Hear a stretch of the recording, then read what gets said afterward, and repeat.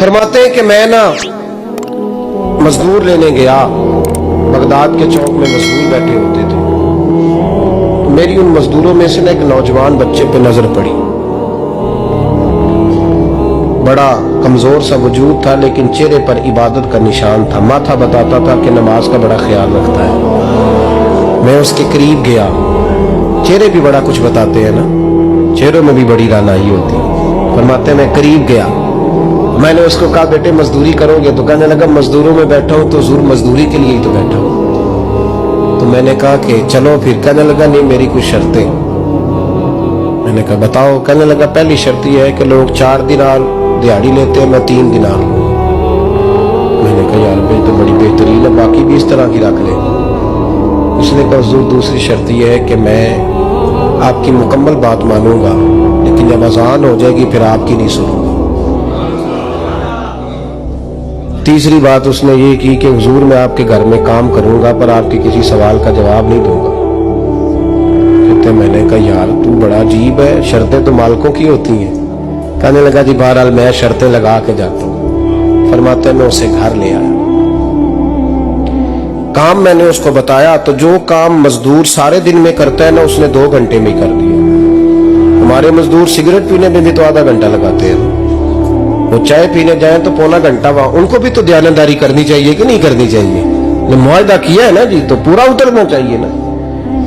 کہتے 2 گھنٹے میں۔ اب کام جب بندہ شروع کراتا ہے تو کام اور نکل آتا ہے۔ کہتے کام میں نے اس کو اور بتا دیا، وہ کرنے لگا۔ اس نے مٹی نکال کے رکھی تھی باہر رستے میں، تو اذان ہو گئی زور کی، اس نے وہیں کدال چھوڑی کہی اور چلنے لگا۔ تو میرا بیٹا کہنے لگا اس کو ذرا برابر کر دو۔ کہنے لگا چپ کر جا، تیرے باپ سے بات ہوئی تھی، جب اذان ہوتی ہے تو میں کسی اور کی نہیں سنتا، صرف اللہ رسول کی سنتا ہوں۔ کہتے ہیں مسجد چلا گیا، نماز پڑھ کے آیا تو دوپہر کا وقت تھا۔ میری بیوی کہنے لگی اس کو کھانا کھا لے۔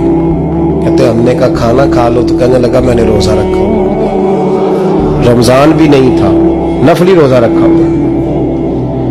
فرماتے ہیں شام ہوئی، میں نے 3 دینار دیے تو میں نے کہا تیرا نام کیا ہے؟ کہنے لگا میں نے آپ سے کہا تھا میں کسی سوال کا جواب نہیں دوں گا۔ تو وہ چلا گیا۔ اگلے دن میں پھر لینے گیا اسے، کام کچھ اور نکل آئے تو لوگوں نے بتایا وہ صرف ہفتے والے دن آتا ہے۔ میں نے کہا کیوں؟ کہنے لگے جی وہ کہتا ہے میرا ہفتے کا خرچہ 3 دینار ہے، جب 3 دینار کما لیتا ہوں تو باقی سارا ٹائم اللہ رسول کی ذکر میں گزار دیا کرتا ہوں۔ فرماتے ہیں عجیب۔ اگلے ہفتے میں پھر لینے گیا، میں نے پورا ہفتہ انتظار کیا کہ کام اسی سے کرانا ہے۔ میں جب گیا تو میں نے کہا چلو، کہنے لگا میری شرطیں یاد ہے نا؟ اور میں نے کہا یاد ہے بھائی ساتھ چل۔ فرماتے ہیں کام کرایا، 2-3 ہفتے وہ آتا رہا۔ ایک ہفتے میں گیا تو لوگوں نے کہا حضور آج نہیں آیا، کیوں؟ کہنے لگے بیمار ہو گئے۔ کہاں گھر ہے؟ کہنے لگے بغداد کے قبرستان کے پیچھے جو کچی آبادی ہے اس میں رہتا ہے۔ فرماتے میں گیا، دروازے پہ دستک دی تو کہنے لگا حضور آپ ہیں؟ دروازہ کھولا ہے، آ جائیے۔ فرماتے میں اندر گیا تو میں نے کہا تمہیں کیسے پتا چلا میں آیا ہوں؟ کہنے لگا حضور اللہ والے ہو آپ نہیں آنا تھا، ورنہ امیر تو غریبوں کا پتہ لینے کوئی نہیں آتے۔ کہتے میں قریب گیا تو کہنے لگا میں آپ کا انتظار کر رہا تھا، تیز بخار ہے، تپ رہا۔ جیب سے کچھ پیسے نکالے، کہنے لگا یہ پیسے رکھ لیں۔ ایک انگوٹھی نکالی، کہنے لگا حضور آج رات کو میرا انتقال ہو جائے گا، ان پیسوں کا کفن خرید کے صبح جنازہ پڑھ کے مجھے دفن کر دینا، اور جب دفن کرو تو یہ انگوٹھی لے کے عصر کے بعد ہارون رشید کے پاس جانا، آپ اسے کہنا میں نے ملنا ہے پر وہ آپ کو ٹائم نہیں دے گا، آپ اس کو آواز دیجئے گا کہ تیری ایک امانت ہے میرے پاس، پھر وہ آپ سے ملے گا تو انگوٹھی دے دیں، پھر آپ میری طرف سے فارغ ہیں۔ حضرت فرمانے لگے تیرا نام؟ اور کہنے لگا حضور وقت تھوڑا ہے،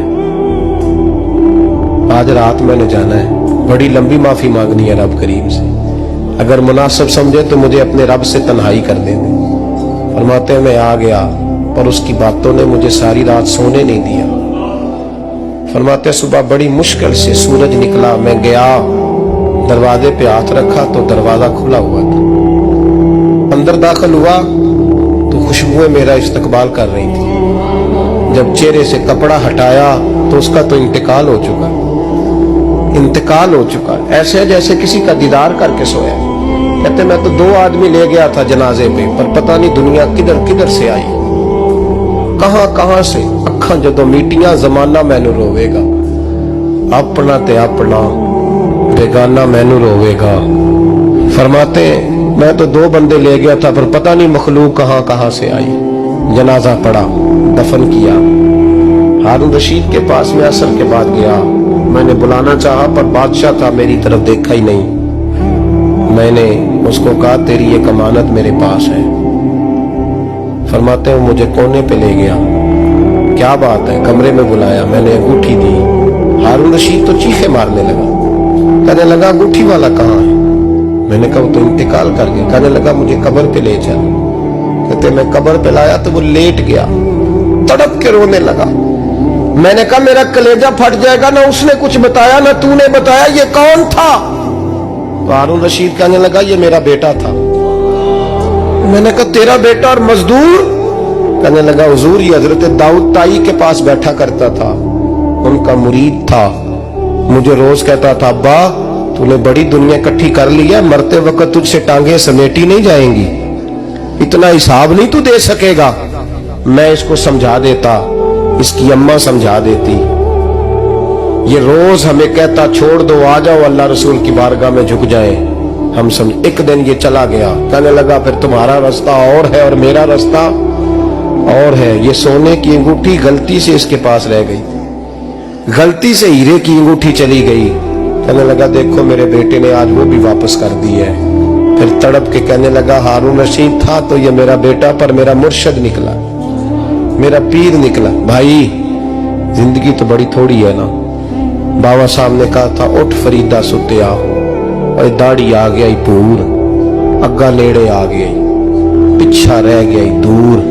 उठ फरीदा सुत्या, खलकत वेखन जा, मते कोई मिल जाई बख्शिया ते तू ही बख्शिया जा। उठ फरीदा सुत्या, झाड़ू दे मसीत, तू सुते रब जागदा, तेरी डाडे नाल परीत। मेरा रब हमें भी अपनी बारगाह में कबूल फरमाए। Thank you for watching.